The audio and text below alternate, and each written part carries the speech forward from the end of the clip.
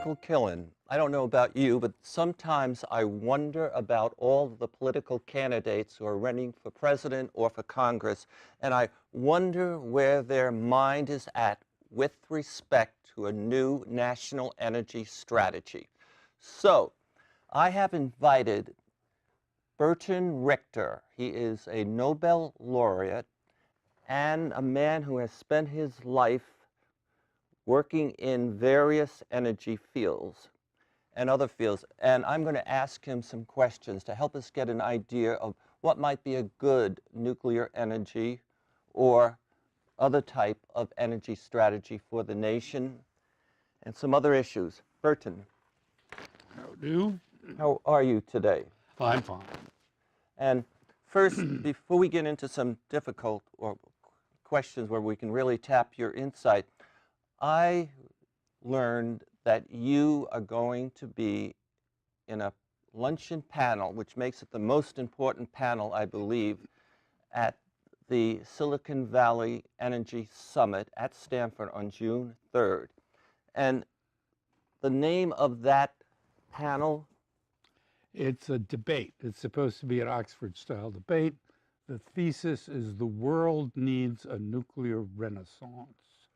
And former Secretary of Energy Stephen Chu and I are on the pro side, and then there are two people, Dan Kamen, on the anti side, and another person whose name unfortunately slips my mind. He's from the Natural Resources Defense Council, and they are going to argue that the world doesn't need a nuclear renaissance. Now, the reason I brought up that particular panel, because this will be the 6th year in a row I attend the Silicon Valley Energy Summit.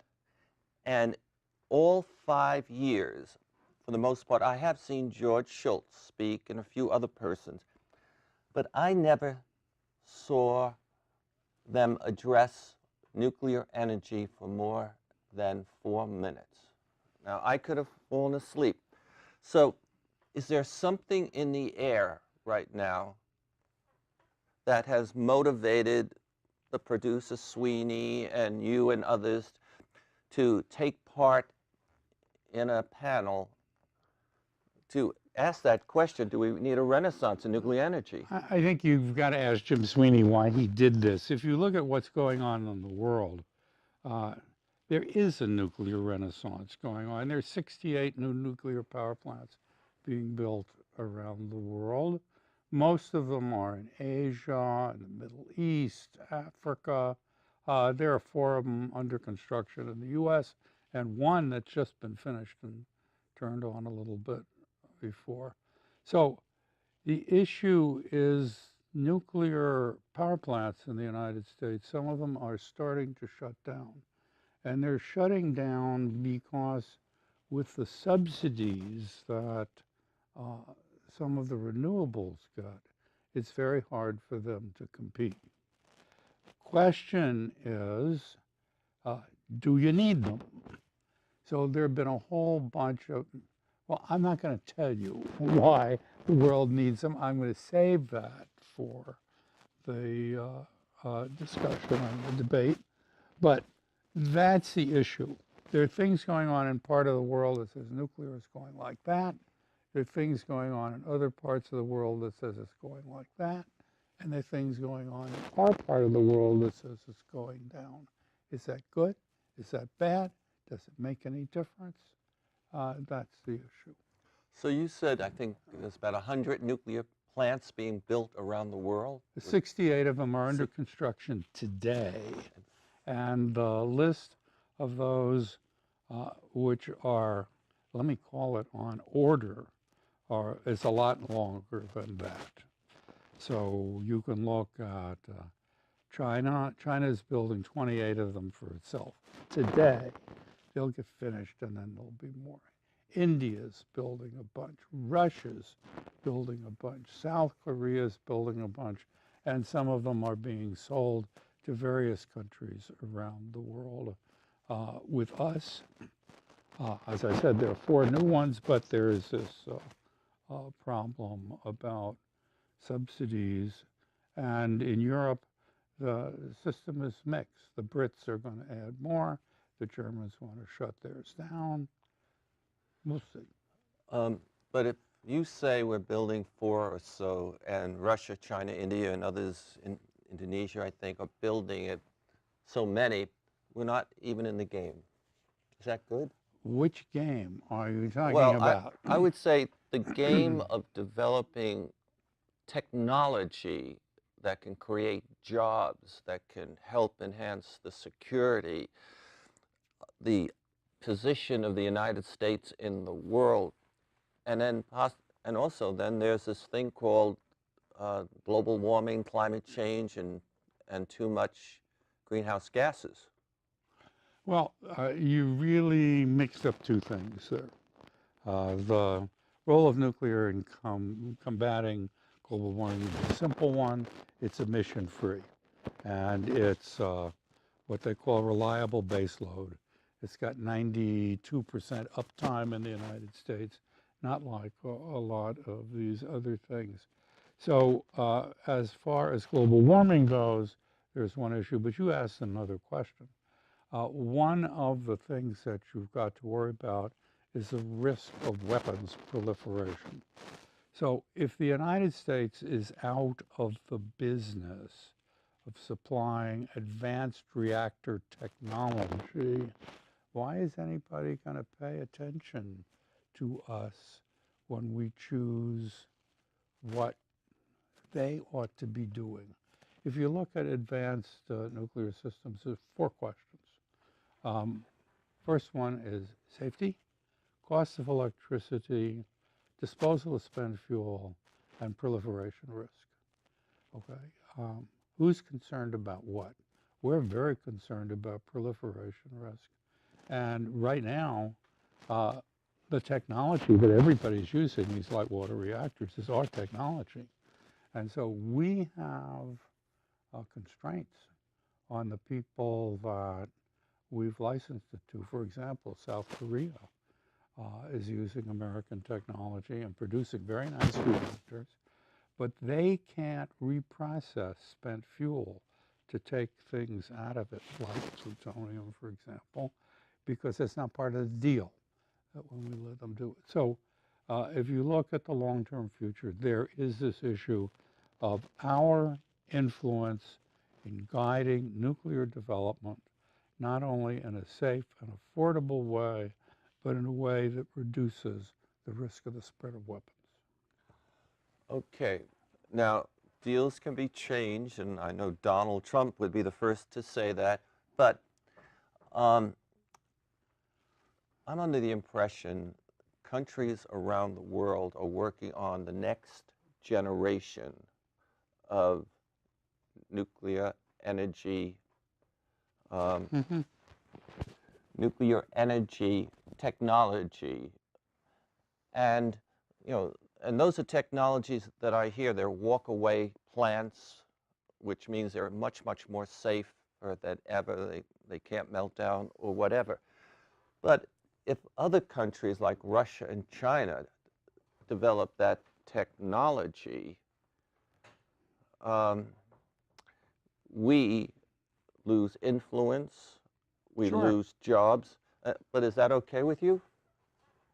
Look, I'm not building the reactors for the world. If you look who's the lead in developing Generation 4 reactors, number 1 is China, number 2 is Russia, number 3 is India, number 4 is South Korea, number 5 is France. I didn't put us on the list. We're not doing anything. But we have people in China, for example, who are coming over and contracting with our Department of Energy labs to help them develop the technology that we want to use, that they want to use in the future. It's a very strange thing. And in the Senate, there is a bipartisan bill that just got voted on, and I think approved 97-3. And that bill is to get better cooperation between the DOE's labs and industry to develop advanced reactors. It hasn't gotten past the House yet.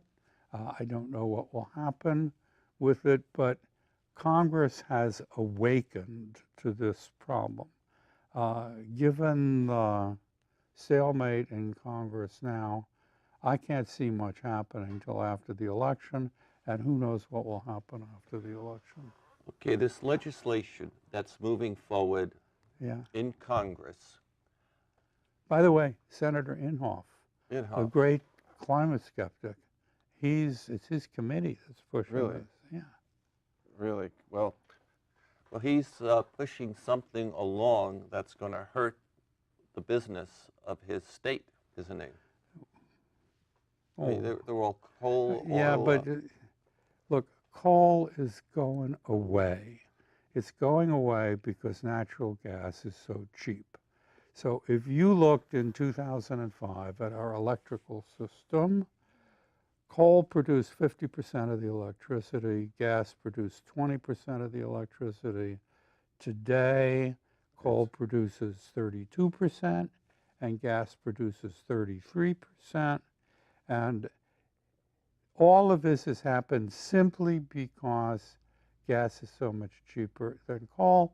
And with that, in fact, has come a big reduction in U.S. greenhouse gas emissions. Yeah. So if you look at what's going on, from 2005 to 2014, our gross domestic product went up by 10%. In business as usual, our emissions should have gone up by 10%. Instead of that, they went down by 10%. 20% difference. 3 items, renewables, you could have done, so that's wind and solar, efficiency, but the biggest is the switch to gas from coal, because the standard combined cycle gas plant emits 1/3 of the greenhouse gas per kilowatt hour than a coal plant does. So money talks in a market economy like ours. And because money talks, you're seeing the switch, and this switch didn't require any regulation to it. Okay.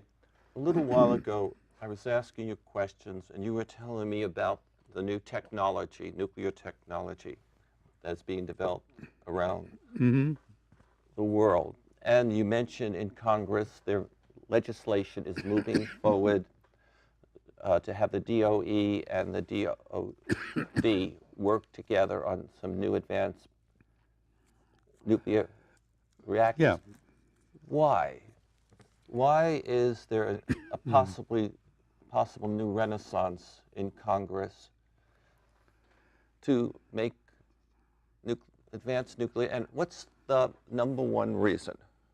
Jobs? I can't tell you the #1 reason, because to me, I'm a physicist, so I deal with numbers and facts and science, and the reasons haven't changed. The politics has changed. The Republicans have always favored nuclear. The Democrats have been against nuclear. The change has been that the Democrats are starting to recognize the importance of nuclear. That's my theory. For what reason? The Democrats starting to recognize the need for nuclear. You will have to go ask them. But you hang around with them. I hang around with them. The White House changed its mind a year ago. Why? I don't know. All right. Now, I sit down with people like Chris Field, who is the top scientist for the Intergovernmental Panel. I know him very well. And my friends at NASA actually today sent me a whole list of new developments in the economy, not the economy, primarily the environment, that are more threatening to them than last year. And I hear more scientists and other people saying it is greenhouse gases that is the greatest threat, more so than nuclear proliferation, to, you disagree with that? Look, these are entirely different things. You can blow up the world with nuclear bombs, and you can give the world a hell of a lot of trouble with climate change. Just think about climate change, okay? Some people say, correctly, that the world's been through big temperature oscillations before. That's true. The oldest hominid fossil that we found is called Lucy. Yes. She's 4 million years old. She's been through 25 ice ages. And the difference between then and now is there weren't many people. If it got cold, you went south. If it got hot, excuse me, if it got cold, it's in the southern hemisphere for Lucy. If it got cold, you went north toward the equator. If it got hot, you went down toward the tip of South Africa. We've got 7.5 billion people now. We have 11 billion people. You can't move. When all of the ice melts, very bad things happen. If you melt the whole Greenland ice sheet, sea level goes up by 20 feet. I'm very lucky. I live on the second floor, so I don't have to worry about that. If I melt the Antarctic too, it goes up by 300 feet. Most people don't know this, but one of the big power plants in New York City is 12 feet above sea level. Mm-hmm. So what are you going to do? Florida would vanish if you melted Antarctica. So we've got 11 billion people. We've got tropical diseases which are going to move north, like Zika is moving now. We've got a sphere. If it gets hot, the temperate zones rise up on the top, and there's less area. And how are you going to feed people? There's different threats, and the problem with climate change is that the threat is 50 to 100 years in the future, but if you're going to do anything about it, you need to start now, because the bad gases stay in the atmosphere for centuries. Thousands of years. Yes, and so we don't know how to get carbon dioxide and suck it out of the atmosphere. So get started when you can afford to get started, because if you wait 50 or 100 years, the problem becomes much more difficult. Okay, now you have painted a picture. Yes. You know, the ice melting, new bugs, whatever, plants underwater, people really suffering. People moving. And it all, of course, is rooted in too many people, but that also leads to a tremendous amount of greenhouse gases. And it's the greenhouse gases that you're telling me that if we don't do something serious about it right now, 50 to 100 years, we will have unbelievable amount of suffering. So is that the reason? The need to do something about greenhouse gases? Is that why the nuclear? This is a real problem, because the longer you wait, the harder the problem is to solve. As the concentration goes up, the temperature goes up. It stays there. Yes. How are you going to get it back down? You don't know how to get it back down. We do know how to keep it from going up, and that's to change the way we do things. And I go around telling people it's my granddaughter's problem, but they're too young to vote because one of them's 12 and the other's 8.5. So what national energy policy must we enhance, go forward with, that doesn't put more greenhouse gases up and meets the energy? Look, I think Secretary of Energy Moniz said it very well. All of the above. So what's the above?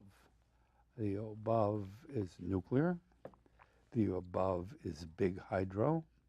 The above is some wind. The above is some solar. It's a mix that will supply us with energy and at the same time lower the amount that we put into the atmosphere every year. That's what's behind the latest Paris Accord to try and do something about this. And let's hope it will succeed. I gave you the example of how the U.S.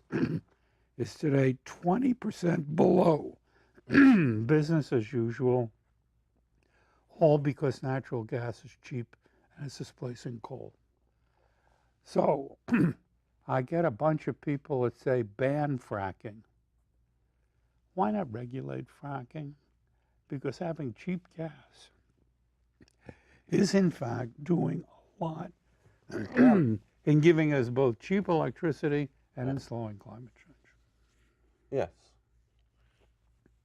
I think it's a no-brainer, but there are a lot of people who seem to have, excuse me, no brains. But you know, I still haven't gotten a clear statement from you on why Congress wants to... Look, I don't know why Congress wants to do this. What's your guess? The Republicans have always favored nuclear. They like the jobs that go with it. They like all sorts of things about it. Will it displace coal? They're not worried about that. They're worried about the demand for more electricity and to keep the system going. Why things have changed in Washington is not clear to me. If you want to talk politics for a minute, starting with the Clinton administration, the White House began to take over control of all departments in the government. It got worse in Bush II's administration, and it got still worse in Obama's administration.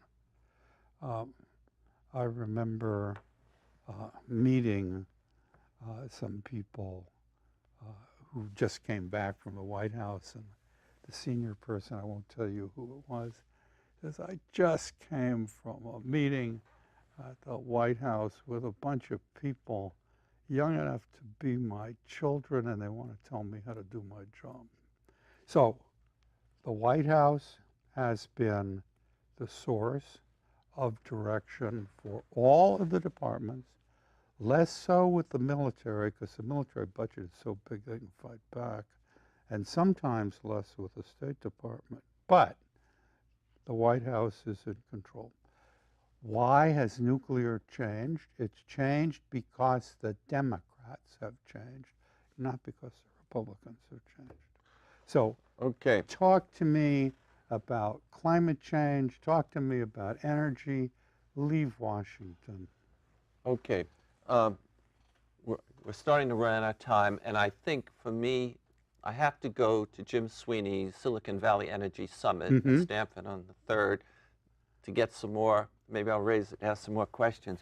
But I just want to ask, what's happening with Diablo Canyon, the nuclear power plant in California? And we're running out of time.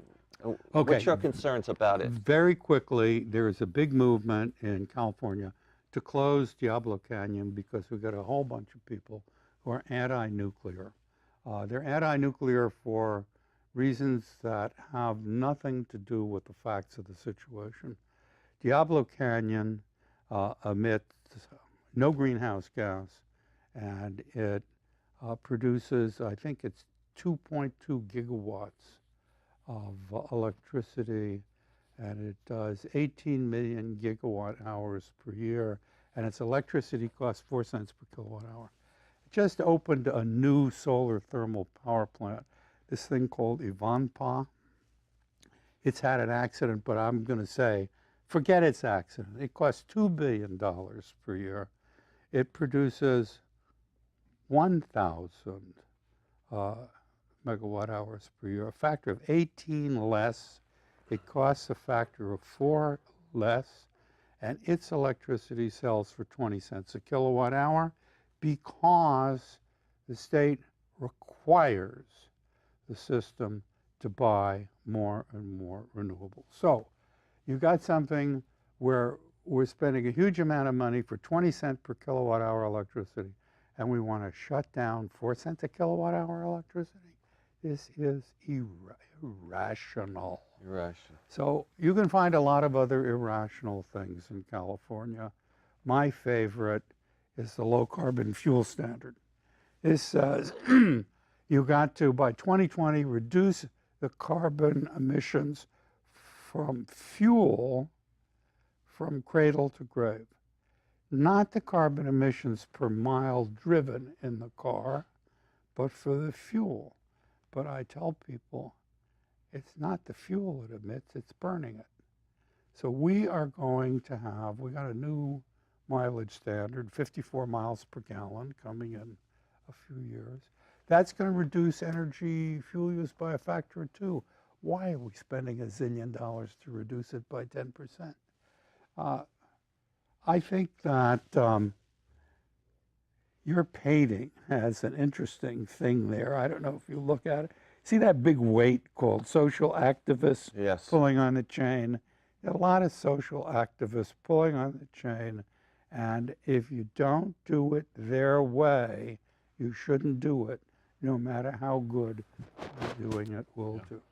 So now, see, you got me to take a position, and that may maybe get me a lot of emails. Good, good.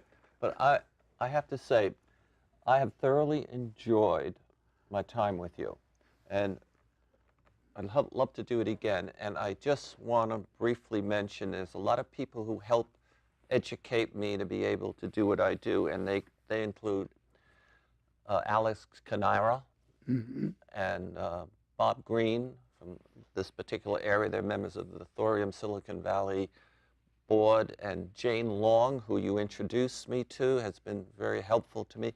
Jim Sweeney, and I quickly want to add that the great artist Harry Cohen will be at the Room Gallery in Mill Valley through the end of June. Harry Cohen, in my opinion, is one of America's greatest artists, and he works with me on every single of these very large, complex paintings.